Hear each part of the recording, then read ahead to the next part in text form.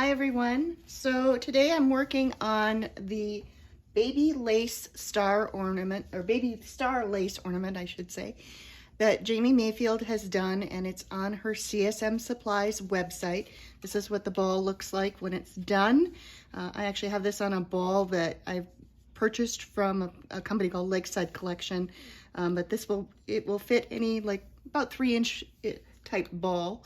It's a really pretty little design. So the yarn I have here is something that I had custom dyed by Blue Barn Fiber. She does some really beautiful combinations. So I currently have my cylinder set up. This is a 60 cylinder. Every other needle is out. So if you have a cylinder that you can divide and it works out correctly to have every other, it will work for this pattern. So use what you have, and you'll probably have to play with the tension a little bit to find where you really like the amount of open nest and the open look to the lace of it. Currently I've got this all set up. It's my waste yarn. I've set my counter to 0, and I'm adding in my project yarn now. And I want to make sure that I have a long tail.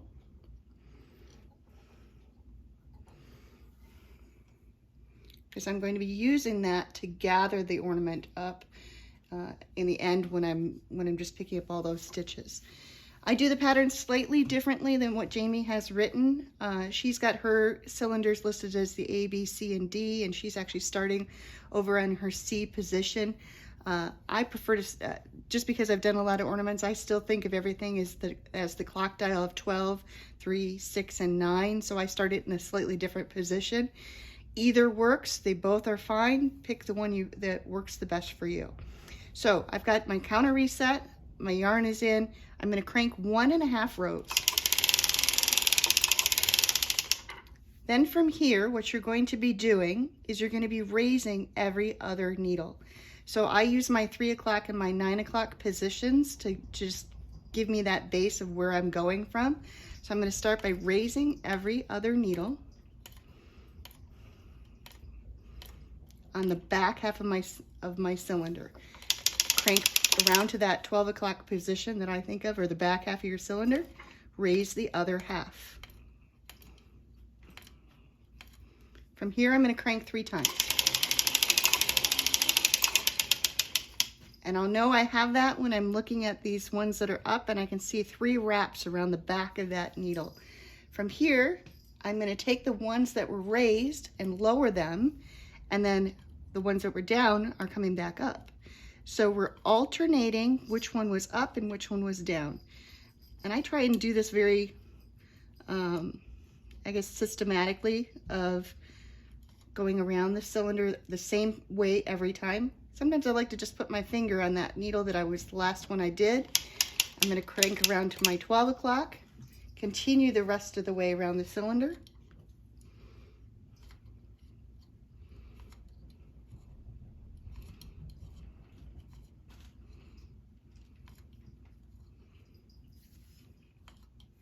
And crank 3 times. Again, going around the cylinder, raising and lowering.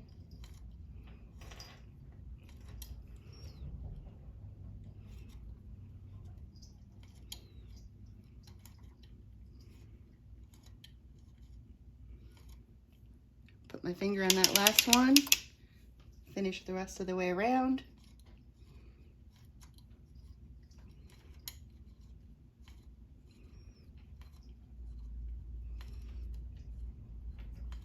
Three times.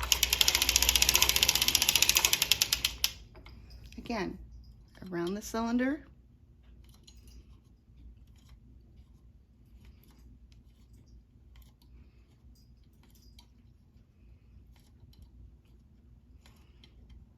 Put your finger on that last one.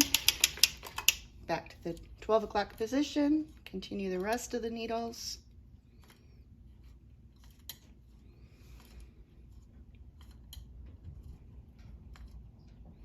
Three times.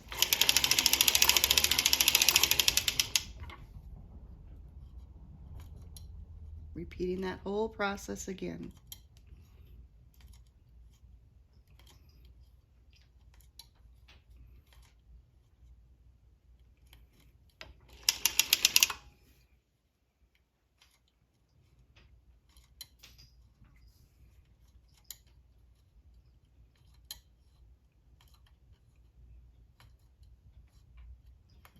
3 times.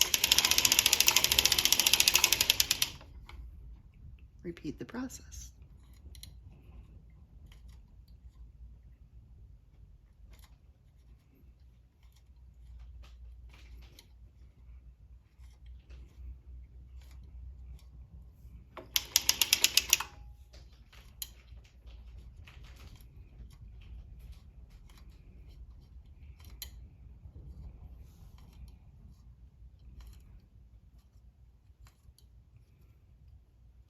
Three times.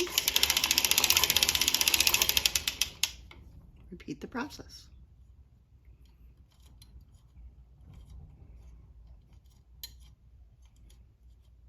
And you have to be careful as you're lowering these that you don't accidentally close the latch. It's easy to do.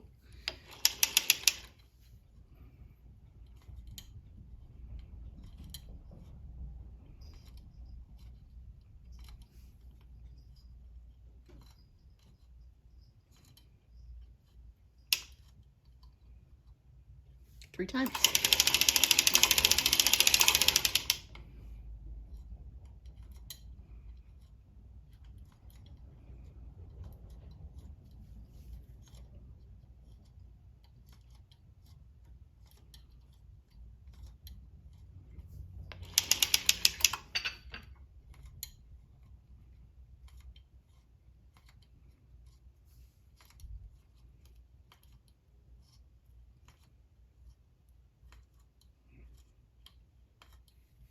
Three times.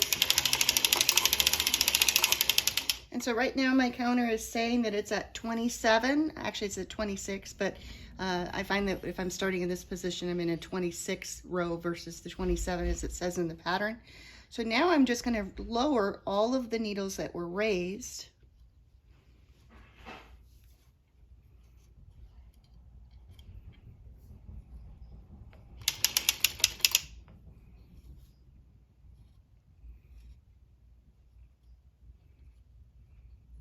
Crank another 2 rows.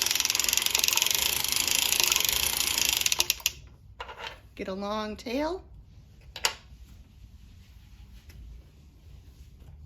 Switch to my waste yarn.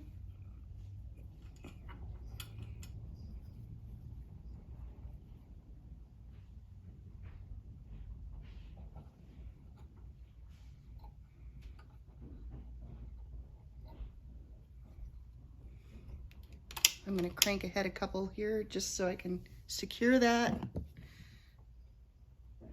Pull that tail in.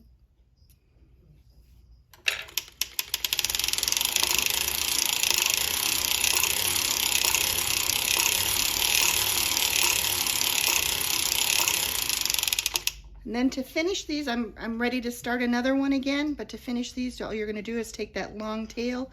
You're going to pick up each of the knit stitches that are in here and gather the ball up, and you can put it around on a 3-inch ball.